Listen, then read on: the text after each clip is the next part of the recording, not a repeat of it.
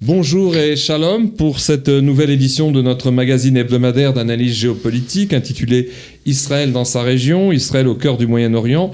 Nous avons choisi d'aborder aujourd'hui un thème assez complexe et délicat, celui de la place qu'aurait ou devrait avoir le judaïsme et ce qu'on appelle à tort ou à raison la religion juive dans l'État d'Israël moderne.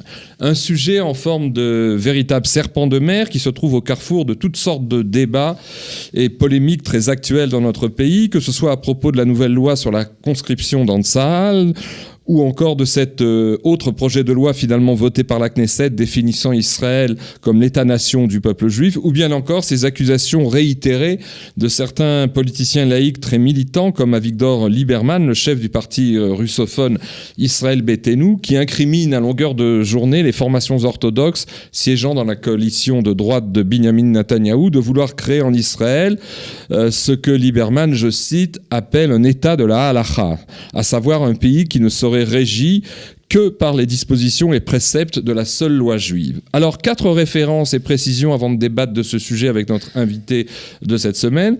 D'abord, au plan historique, il faut rappeler à nos auditeurs que le mouvement sioniste, surtout dans le sillage de l'époque de son fondateur, le fameux journaliste viennois Theodor Herzl, fut presque entièrement un mouvement national juif laïque, parfois même assez anti-religieux, qui s'était fixé comme but la création d'un foyer national juif en terre d'Israël.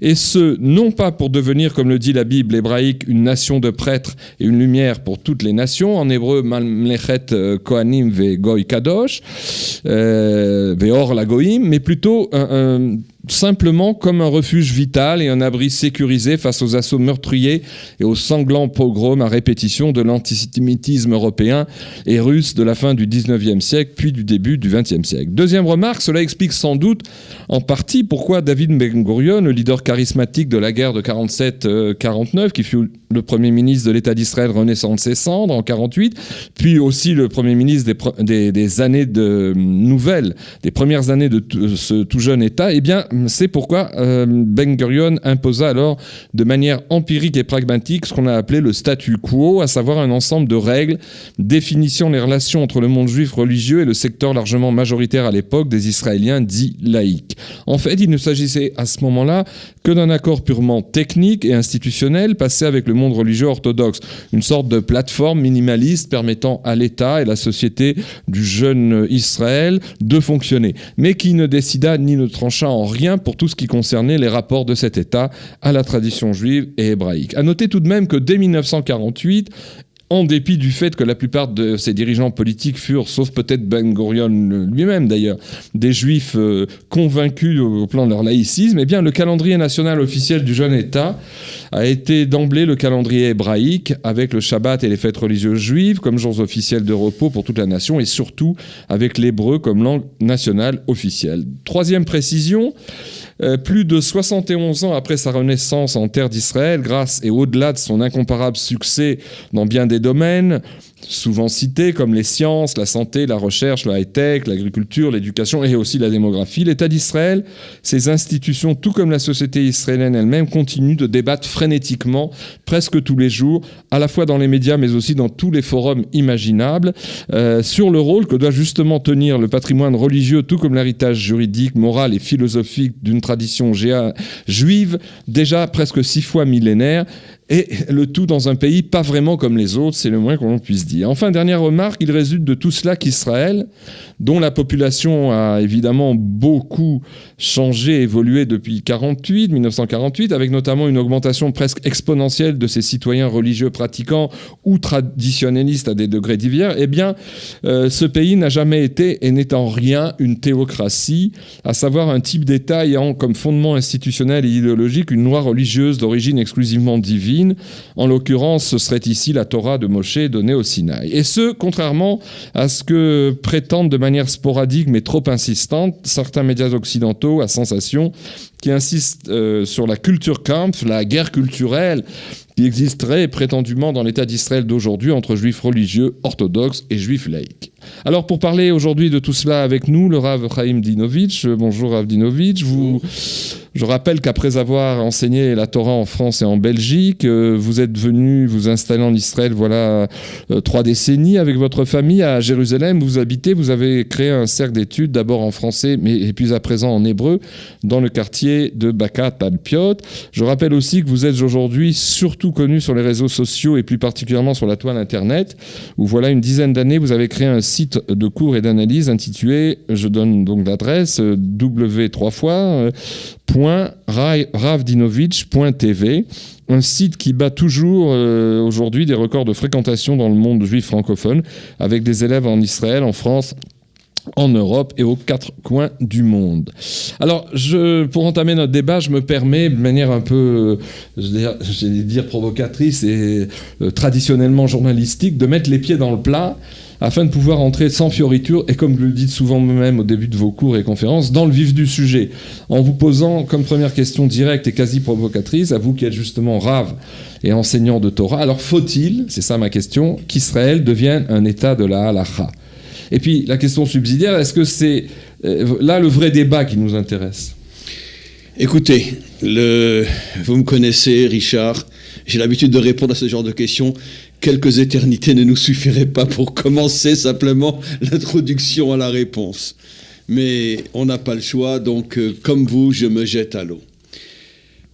Je vais répondre d'une manière qui est très claire. J'espère qu'elle va être très claire. Notre Torah a été donnée en 2 dimensions. Ce qu'on appelle la Torah écrite, qui est, excusez-moi l'expression, divine, c'est Dieu qui parle et qui, d'une certaine manière, impose la loi.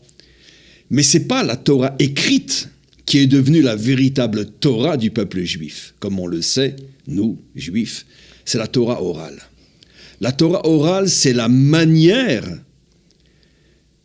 des maîtres d'Israël de comprendre, d'interpréter et de traduire dans des actes la pensée divine. Maintenant, encore une fois, nous vivons depuis des millénaires essentiellement avec la Torah orale, la Torah des maîtres, beaucoup plus qu'avec la Torah écrite. On la connaît, la Torah écrite, mais ce n'est pas elle qui conditionne notre vie en tant que juifs. C'est les enseignements des maîtres d'Israël. Pourquoi ce que je dis est très important ? Parce qu'une Torah qui passe par des hommes doit, avant toute autre chose, permettre à l'homme d'être un modèle de ce qu'il enseigne et de ce qu'il voudrait que l'on fasse. Et là est tout le problème. Je vais vous donner un exemple très très simple. Ça m'arrive des centaines de fois, puisque c'est plus mon public qu'un public déjà convaincu. Mon public est un public de juifs éloignés. Et très souvent, j'ai l'occasion de dire, en vérité, sachez que, bon, à part que quelques exceptions qu'on compte sur les 2 doigts de la main, les Juifs ne sont pas contre la Torah. Jamais. Même ceux qui vous diront jamais. Les Juifs sont contre ceux qui représentent la Torah. C'est-à-dire que lorsque nous n'avons plus de modèle d'hommes qui parlent au nom de la Torah, mais qui peuvent être eux-mêmes des exemples dans leur vie de couple, familiale, sociale, dans tous les aspects de la vie tels que le peuple, dans son sens large, a besoin de voir.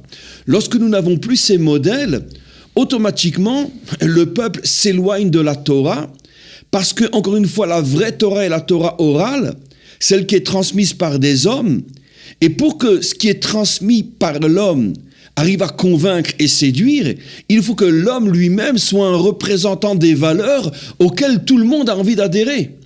Et le grand problème que nous avons depuis des générations, et dans notre génération plus que jamais, c'est qu'à part 2 ou 3 exceptions prêtes qui ne peuvent pas servir d'exemple parce que ce sont des gens qui sont trop grands. Je vais donner un exemple qui va faire plaisir à tout le monde. Raphaïm Kanievski, comme ça je suis au-dessus des marloquettes. C'est évident que c'est injuste, absolument hors du commun. Mais tout le monde va se dire, mais moi je ne serai jamais comme lui, moi j'ai besoin d'un modèle plus proche de moi. Abordable. Et on s'aperçoit aujourd'hui, et je prends toute la responsabilité de ce que je dis, c'est que le monde qui est censé représenter la Torah, aujourd'hui n'est plus un modèle qui peut convaincre et séduire ceux qui, pour l'instant, n'adhèrent pas encore à la Torah.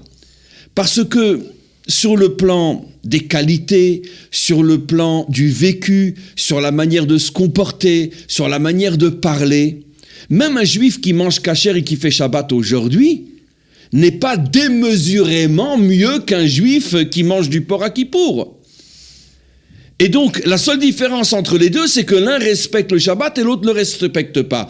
Mais si je prends l'homme en tant que tel, est-ce qu'un homme aujourd'hui qui est barbu et qui met les tefilines est foncièrement un homme mieux que celui qui ne les met pas? C'est très grave ce que je dis, mais malheureusement c'est très vrai. Et donc, automatiquement, je ne peux pas venir au nom de la Torah pour dire tout le monde devrait suivre la Torah, parce que les gens ne vont pas entendre Torah, ils vont entendre ou voir celui qui parle de la Torah. Ils vont dire, mais attends, je comprends pas. Moi, j'ai des problèmes avec ton épouse, toi aussi, tu as des problèmes avec ton épouse. Moi, j'ai des problèmes avec mes enfants, toi aussi, tu as des problèmes avec tes enfants. En plus, est-ce que tous ceux qui font Shabbat sont des gens qui sont honnêtes dans les affaires, dans ci, dans ça, etc. Non, tous les problèmes que nous avons chez nous, vous les avez chez vous. Donc, automatiquement, qui peut nous convaincre que la Torah est véritablement le chemin à suivre? Alors, l'état de la halacha, c'est pas pour demain. Donc, en vérité, vous savez, il y a un Zohar absolument incroyable. Le Zohar dit que le Mashiach viendra pour faire teshuva aux gens qui sont dans la Torah. Intéressant. Oui. Expliquez ça. En araméen, Mashiach ba kede le'ativ betufta et atzadikim. Il vient pour faire teshuva aux justes. Juste sur le plan de l'application de la Torah. Parce que ce que le monde de Torah ne comprend pas aujourd'hui, c'est que le fait d'être quelqu'un qui effectivement observe Shabbat dans les moindres détails, le fait de manger kasher dans les plus hauts niveaux de kashrut, le fait d'avoir les meilleures paires de tefilin ou les meilleures mezuzot, ne fait pas encore de moi un homme exemplaire. Et donc je ne peux pas parler de halakha au peuple juif tant que la halakha ne sera pas représentée par des hommes et des femmes qui, dans tous les domaines dont a besoin la société, le couple, la famille, le travail, l'engagement dans le pays, tant que ces modèles n'existeront pas, évidemment que la majorité du peuple n'a pas envie de suivre la halakha, parce qu'elle n'a pas envie de suivre quelque chose de théorique. Elle veut suivre quelque chose qui est concret. Et le concret, c'est-à-dire ceux qui représentent la Torah, n'ont rien aujourd'hui qui puisse attirer ceux qui ne sont pas dans la Torah, dans aucun domaine. Alors vous êtes d'accord avec, c'est non pas une question mais une remarque qui nous permettra peut-être d'avancer, vous êtes d'accord avec l'affirmation qui dirait que compte tenu des nombreux désaccords actuels et surtout des disparités de niveau spirituel et religieux existant toujours entre les divers Israéliens, que ce soit les laïcs avec leurs nuances ou les religieux avec toutes leurs nuances, vous êtes d'accord donc avec le fait qu'une telle transformation qui imposerait par le haut disons une espèce de pseudo-théocratie juive serait vraiment dangereuse et prématurée et qu'elle pourrait même faire imploser le pays? Je pense que ça serait la chose la plus dangereuse qui mettrait en péril tout le retour d'Israël sur sa terre et qui retarderait peut-être de plusieurs centaines de millions d'années la venue du Mashiach. Je plaisante bien sûr, mais je le dis de manière extrême. Qu'est-ce que je veux dire par là? Le grand problème du monde, on pourrait dire thoraïque aujourd'hui, et j'inclus même le monde qu'on appelle Dati Leumi. Les sionistes religieux. Les sionistes religieux. C'est qu'ils se servent du pouvoir politique pour imposer à la nation quelque chose qui devrait être la recherche du cœur et la recherche de l'âme. On impose, on se sert du fait qu'on est au Parlement, on est à la Knesset, on est un parti qui est du côté du gouvernement. Et qui marchande ça. Et qui marchande, finalement. On vote cette loi si vous acceptez d'aller dans notre sens pour telle ou telle autre loi religieuse. Et pour des financements. Voilà, et financement, etc.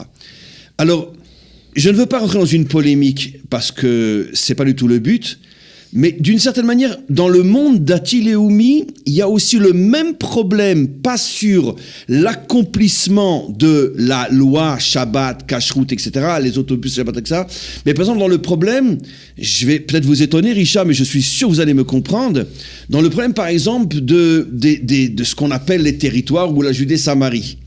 On se sert du pouvoir politique pour finalement, entre parenthèses, imposer politiquement notre présence dans ces endroits-là, sans faire le travail de fond de convaincre le peuple juif que la Judée et la Samarie est à nous. D'ailleurs, c'est pas de moi.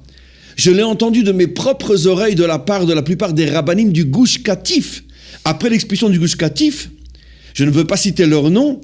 C'était l'été 2005. Voilà. Mais l'un des raves très importants de Neve Dekalim, par exemple, que j'ai entendu de mes propres oreilles, a dit « L'erreur fondamentale que nous avons faite, c'est que nous avons utilisé notre force politique pour nous installer partout où nous voulions nous installer, mais nous n'avons jamais fait le travail de fond de convaincre notre nation que là où nous sommes, c'est là où nous devons être. Nous n'avons utilisé que l'arme politique. » C'est un agenda politique. Voilà. Ce qui veut dire que finalement, le monde sionistes religieux ou le monde ultra-orthodoxe commettent jusqu'à aujourd'hui la même erreur fondamentale, c'est qu'ils font avancer leurs idéaux religieux, les uns la conquête du pays, les autres l'observance de la loi, en utilisant leur pouvoir politique. Et ça, c'est un crime moral qu'il sera très difficile à pardonner parce qu'il crée des dégâts inimaginables dans notre pays. Et des retards dans l'évolution des retards dans l'évolution. Alors la question qui se pose... Juste une petite nuance, Richard. En réponse à cette erreur fondamentale, par exemple, que le monde sioniste religieux a compris, après le Gush Katif, ils ont quelque chose d'extraordinaire qui est le Garin Torani. En ville. Ils ont envoyé dans toutes les villes d'Israël des groupes de gens adhérents à cette idéologie religieuse dans toutes les villes d'Israël pour être présents et pour pouvoir parler, pour pouvoir enseigner. Un petit peu comme les Lubavitch font d'envoyer des shlichim, ils ont copié le même modèle. Et ça, c'est quelque chose d'énorme au niveau de la prise de conscience. C'est une révolution dans le monde. C'est une révolution parce qu'ils ont, eux au moins, ils ont accompli, ils ont agi pour réparer leur erreur. Dans le monde orthodoxe, bien qu'il y a énormément de rabbinim qui enseignent, mais on trouve pratiquement pas, on pourrait dire, des familles entières d'orthodoxes qui s'installeraient à Tel Aviv ou à Ramat Gan ou à Cholon, etc., pour aller justement montrer et faire briller cette lumière qui est la leur au sein même de ce monde qu'ils voudraient convaincre. C'est toujours, bon, on pourrait dire, on envoie un rav donner un cours à Tel Aviv, mais le soir, je reviens à Bnei Brak. Surtout, je me mélange pas avec les autres. Ça, les Datim, les Oumim l'ont compris. Il faut s'installer au milieu des autres. Il faut agir par l'enseignement et pas par la force politique. Alors pour en venir à notre fil conducteur, faut-il ou non, peut-être pas aujourd'hui, mais doit-on construire une voie qui mènerait vers un état de la halakha? Alors qui a tort ou a raison?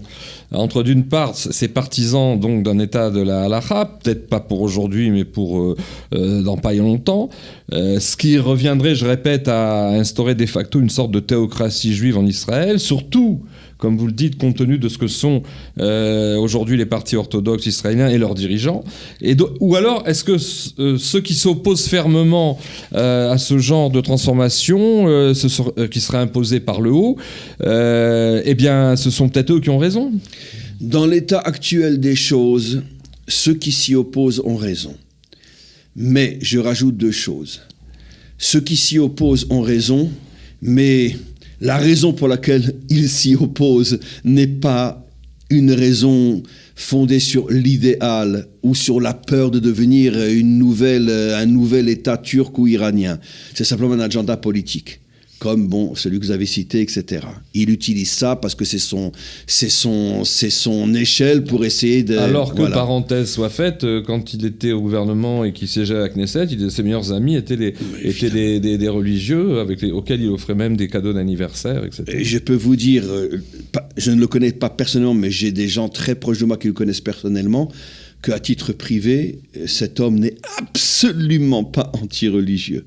C'est simplement un agenda politique pour pouvoir avoir des voix, etc. Attirer le vote russe laïque. Voilà, exactement, parce qu'il sait très bien que les Russes laïcs, dans la grande majorité, sont anti-religieux, donc c'est uniquement un agenda politique. Mais lui-même, au contraire, est un homme très respectueux de la Torah. Et ça, je l'ai entendu des gens qui vivent à côté de lui à Nogdim, donc qui sont des élèves à moi.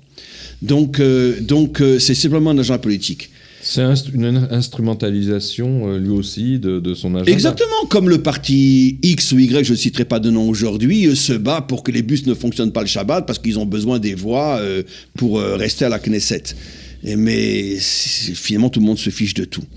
Mais malgré tout, je pense encore une fois que la plus grande erreur, c'est d'utiliser l'arme politique pour imposer la Torah du maître du monde sur un peuple, ce que font nos voisins. Et ça, c'est quelque chose de très, très, nos très, voisins très grave. avec le Coran, enfin. Voilà, Ouais. c'est très, très, très, très grave. Parce que c'est du fanatisme. C'est du fanatisme et c'est tout simplement un abus de pouvoir.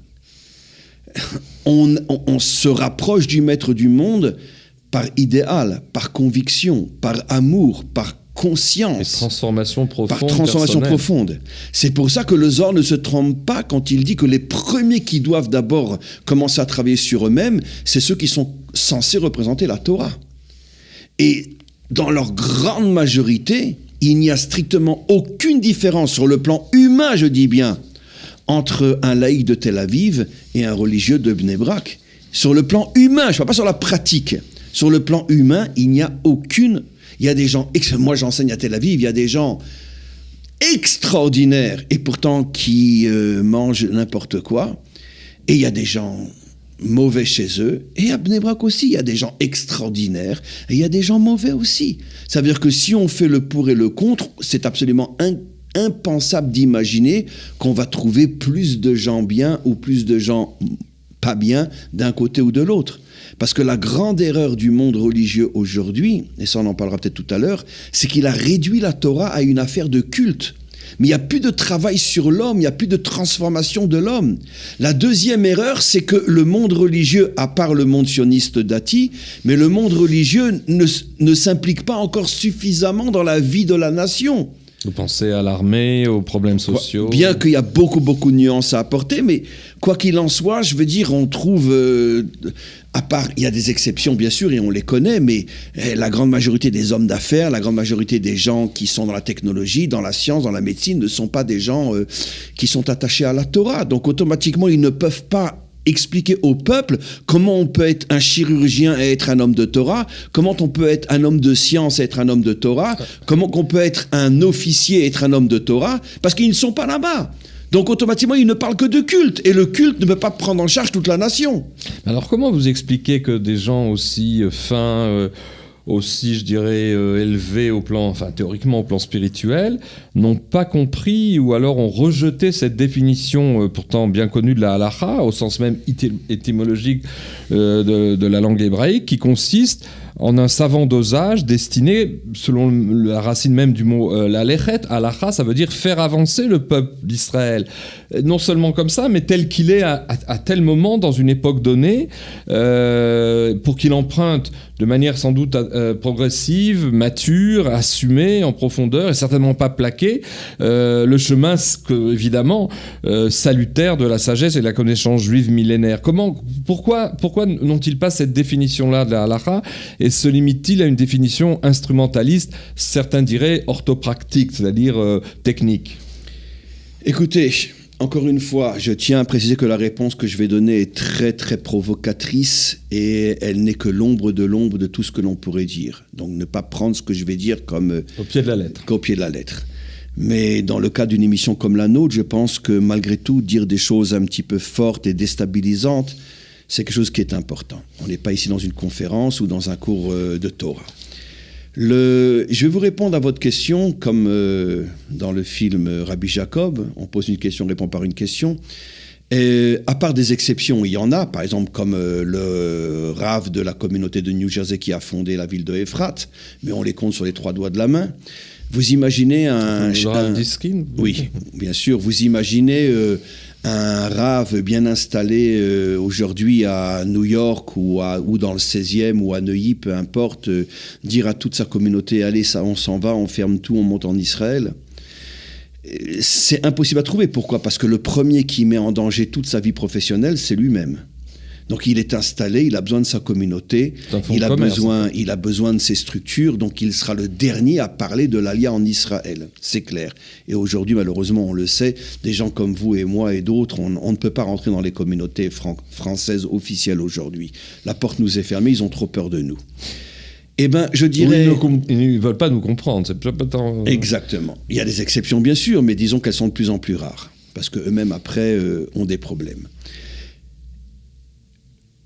depuis, on va dire, je ne vais pas remonter trop loin, on va dire que depuis quelques décennies, je parle du monde orthodoxe uniquement, bien que le monde d'Atil et Oumi est en train, sans s'en rendre compte, de rejoindre ce que je vais dire, sans s'en rendre compte au niveau des yeshivot, etc.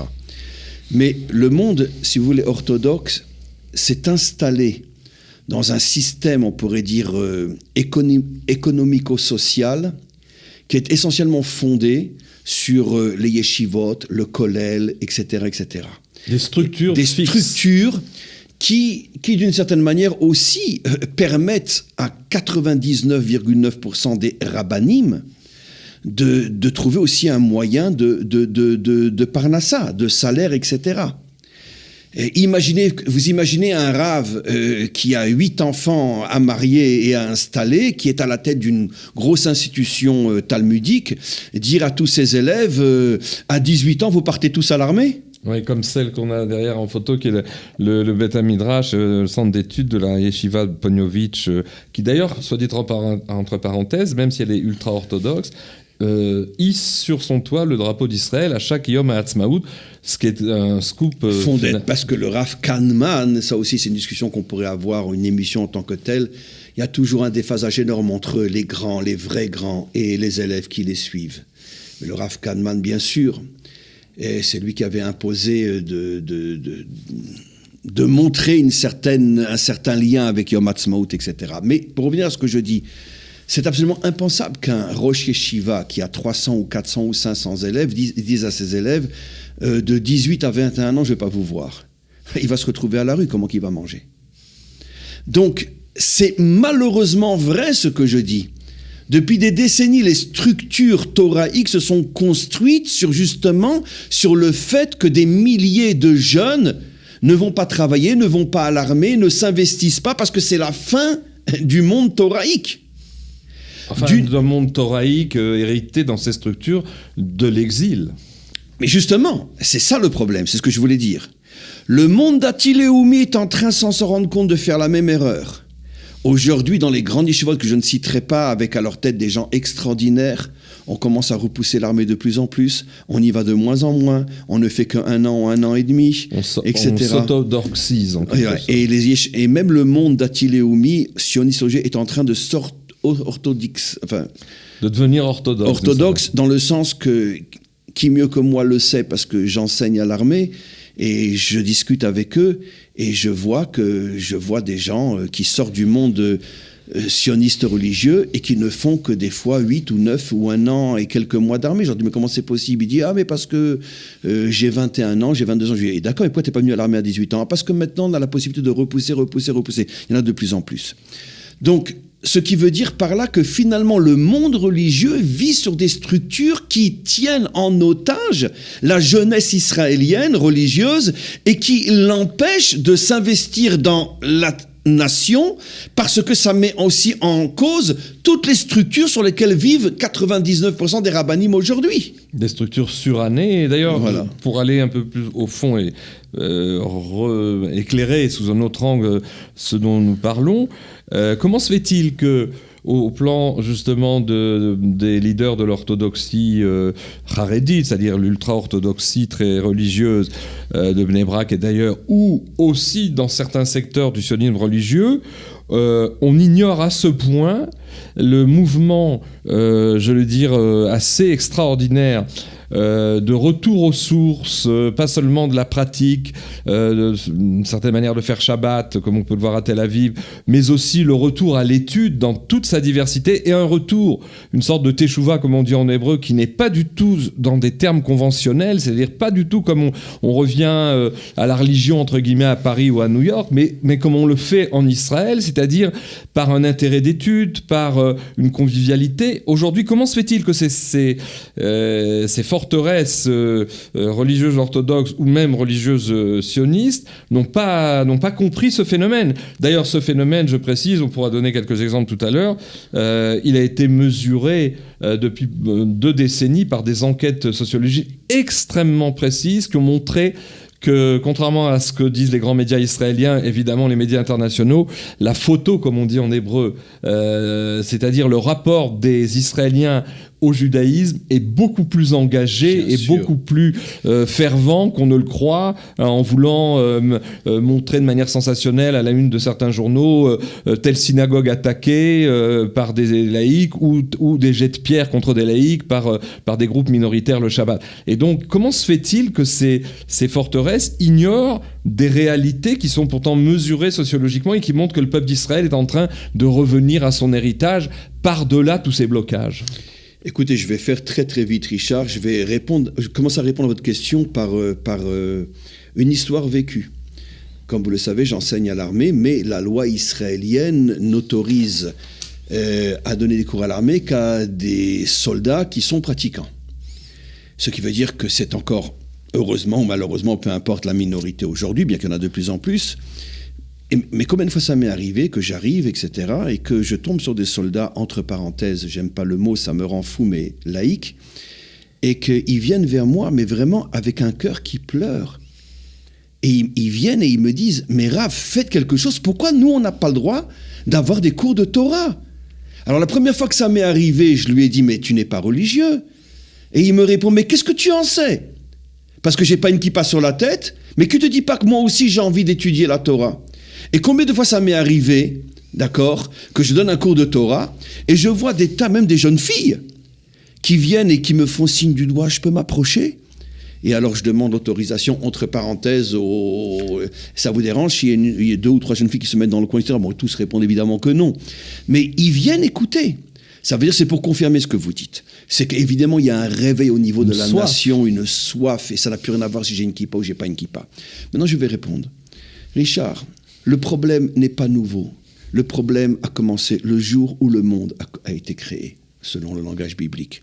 Il y a toujours eu un conflit d'intérêts énorme entre l'établissement, qu'il soit laïque, religieux, politique, etc., l'établissement et le peuple et la nation. L'établissement, pour le pouvoir, l'argent, les honneurs, les prérogatives, a toujours essayé de tout ramener à lui. Et les nations, les peuples ont toujours été étouffés. Et c'est le problème que nous avons aujourd'hui. Il y a un réveil au niveau... Je donnais récemment un cours en hébreu où j'expliquais cette notion-là, que la délivrance ne se fera pas par le haut, mais par le bas. Une véritable révolution qui viendra du peuple et qui fera tomber finalement toutes les barricades de l'établissement. y compris religieux. Et surtout religieux. Surtout. Parce que c'est le plus grand obstacle à la délivrance. Manitou avait dit une phrase dont il a le secret, vous savez, ces phrases humoristiques. Et bien, quand le Mashiach viendra, même les rabbins, ils seront sauvés. Même les rabbins seront sauvés. C'est ce que dit le Zohar, que le Mashiach vient pour faire teshuva aux tzadikim, aux justes, entre parenthèses, juste par rapport au culte. Et donc, le problème que nous avons aujourd'hui, c'est que, évidemment que l'établissement ne peut pas voir d'un bon œil ce réveil populaire non conventionnel, parce qu'ils veulent tout ramener à eux. Parce que c'est le pouvoir, c'est l'argent, c'est tout ce que vous voulez. Le grand problème qu'a ce réveil populaire, c'est qu'il n'a pas suffisamment de gens à leur côté qui ne font pas partie de l'établissement et qui vont les aider à progresser sans rentrer dans des structures. Je raconte toujours cette histoire, mais qui est tellement symbolique de votre question. Ces 2 rabbanim qui s'occupent de ramener les gens à la Torah, qui se rencontrent et qui discutent. Il y en a un qui dit « Oh, tu sais pas ce qui m'est arrivé la semaine dernière, je suis arrivé, tu te rends compte, un pilote de chasse israélien, je suis arrivé à le sortir de l'armée, à le rentrer dans un kollel. » C'est-à-dire un endroit où on étudie toute la journée. Tu te rends compte ce que j'ai fait? L'autre, il dit, mais tu sais pas ce que moi j'ai fait la semaine dernière? Je suis arrivé à convaincre un pilote de chasse de faire rentrer un livre de Torah dans son avion. Oui, c'est 2 directions bien opposées. Et c'est ça le problème, c'est qu'aujourd'hui, le monde de la Torah ne rentre pas dans les structures de la nation.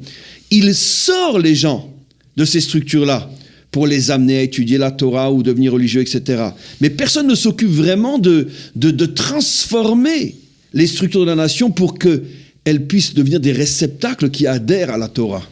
Mais justement, pour étayer un petit peu ce que vous dites, parce que ce ne sont pas que des généralités, j'ai sous les yeux le dernier rapport, enfin la dernière enquête qui a été établie par à la fois l'Institut de la démocratie israélienne, qui est fort peu suspect de sympathie pour le monde religieux, puisqu'il dépend de l'université de Tel Aviv, mais aussi il a travaillé pendant 21 ans, sur 3 enquêtes publiées depuis 1991, tous les 7-8 ans, sur un échantillon très large de 2500 Israéliens pour mesurer leur rapport au judaïsme. Et il a travaillé aussi avec l'Institut Guttmann de Jérusalem, qui est lui spécialisé dans ces questions.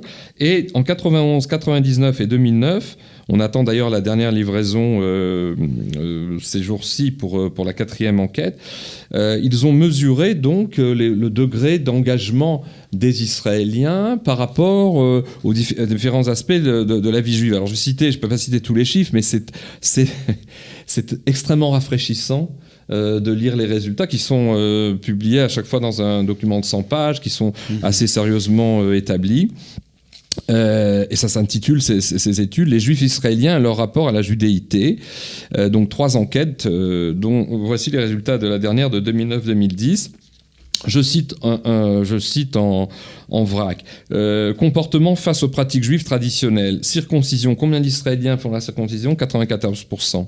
La bar mitzvah, 91%. La bat mitzvah pour les filles, 83%. Marié par un rabbin, 80%. La shiva, la semaine de deuil, Dieu nous en préserve, 92%. Enterrement juif, 86%. Le kiddush le kaddish, avec des proches, 90%.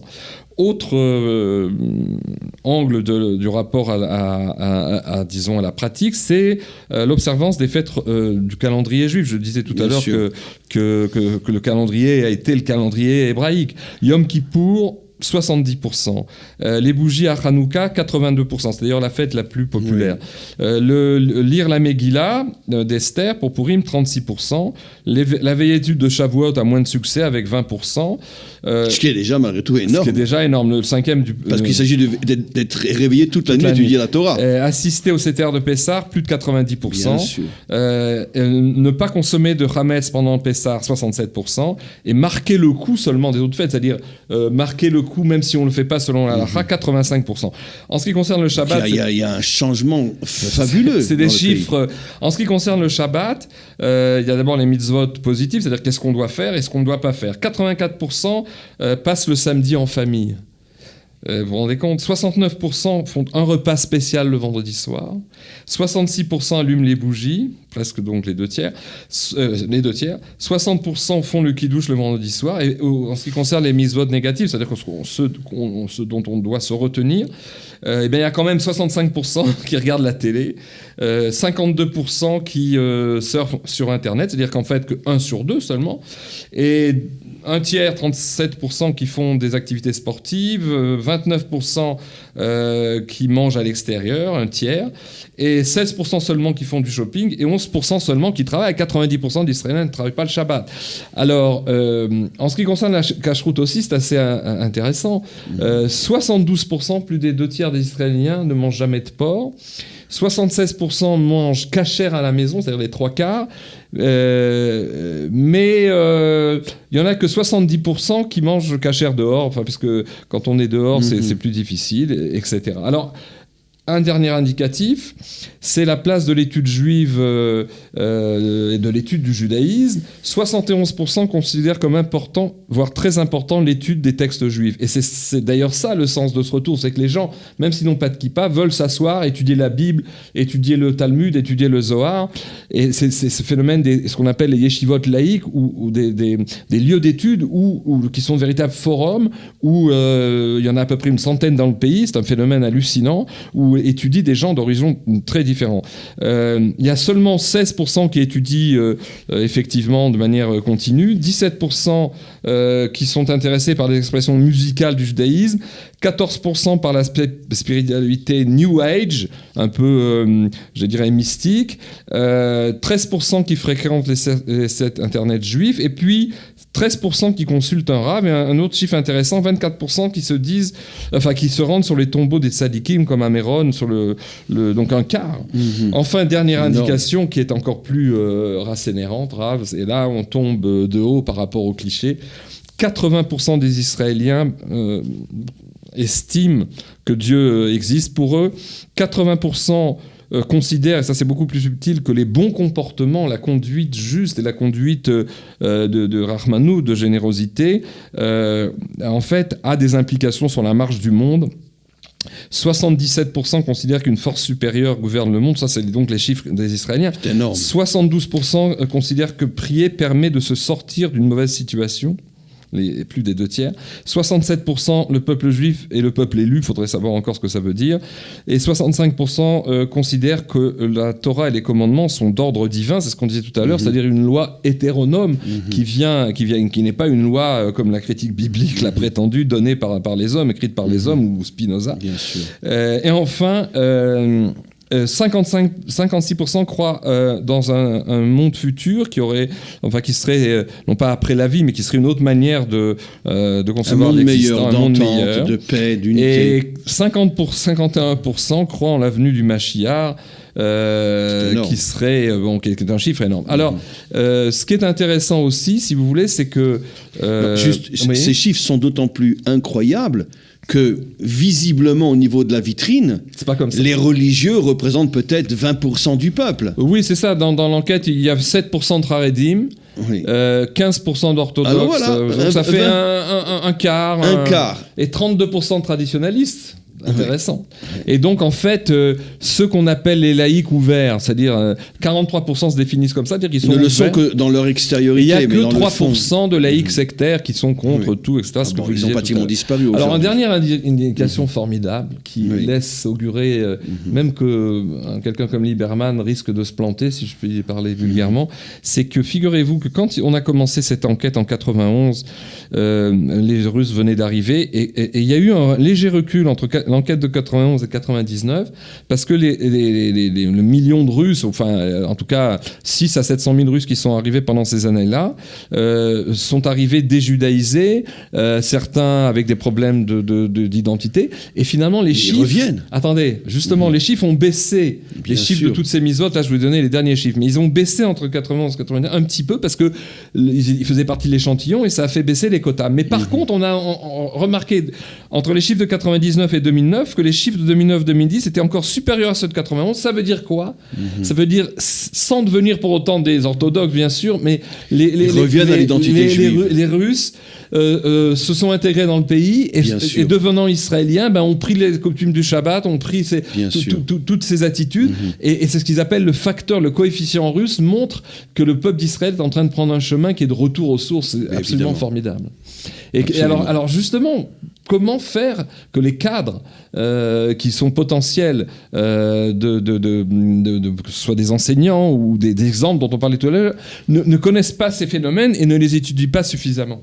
Et encore une fois, Richard, parce que ce phénomène dérange, parce qu'il déstabilise l'établissement, et je pense que la seule réponse que nous avons aujourd'hui, et c'est ce qui va se passer, et je sais que ça commence à se passer, il faut qu'il y ait de plus en plus d'enseignants de Torah qui se démarquent totalement de l'établissement, qui refusent d'adhérer à quelque mouvement que ce soit à l'intérieur, on pourrait dire, des étiquettes juives, je suis chassid, je suis ci, je suis ça, etc. Je suis tout simplement un juif qui étudie, qui enseigne la Torah, point.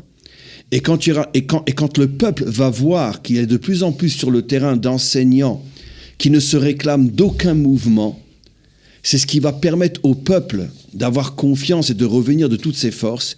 Et c'est ce qui va permettre de faire tomber les barricades. Parce que la délivrance dépend d'abord de faire tomber l'exil, le judaïsme d'exil qui s'est installé en Israël. Comme je dis toujours, et je sais que ce que je vais dire va faire très mal, mais ceux qui me connaissent savent que mon cœur est trop pur pour vouloir faire du mal. Mais je suis Lubavitch, je suis Breslev, je suis Gour, je suis un juif tunisien, je suis un juif marocain. Mais comment tu peux parler comme ça? Tu es en Eretz Israël. Ça veut dire quoi? Mais tu sais ce que veut dire le mot Breslev, le mot Lubavitch? Ce sont des villes de Russie ou d'Ukraine. Tu vis à Jérusalem. Alors... Donc il faut faire tomber ce judaïsme galoutique et recréer le judaïsme authentique qui est l'identité juive de l'Israélien qui est né et qui vit sur sa terre. Dernière remarque en forme d'allusion et de question, sauf Massé de Marshava Trila, on parlait de Théodore Herzl tout à l'heure, c'était sa Askara, le souvenir de sa mort la semaine dernière. Et on a reparlé de cette phrase extraordinaire qui a été publiée dans son journal et que très peu de gens connaissent, que ce soit ce personnage extraordinaire qui était donc un juif viennois a priori assimilé, mais qui avait compris tellement de choses et qui a été décrié ensuite à la fois par l'orthodoxie religieuse israélienne comme de diaspora, parce qu'on l'a traité de juif assimilé dont les enfants se sont convertis au christianisme, et aussi par l'extrême gauche qui l'a complètement minimalisé. Or, Theodor Herzl avait dit dans son journal cette phrase que je cite: « Le retour à Sion sera le retour à la judéité ». Et c'est une phrase hallucinante, une phrase prophétique. Il a tout compris. Enfin, je préfère ce que vous avez dit. C'est une phrase qu'on lui a mis dans la bouche. C'est vraiment une prophétie. Ouais. Parce que le judaïsme est mort en exil. Et aujourd'hui, il essaye de se réimplanter sur notre terre. Et c'est pour ça qu'il retarde la délivrance.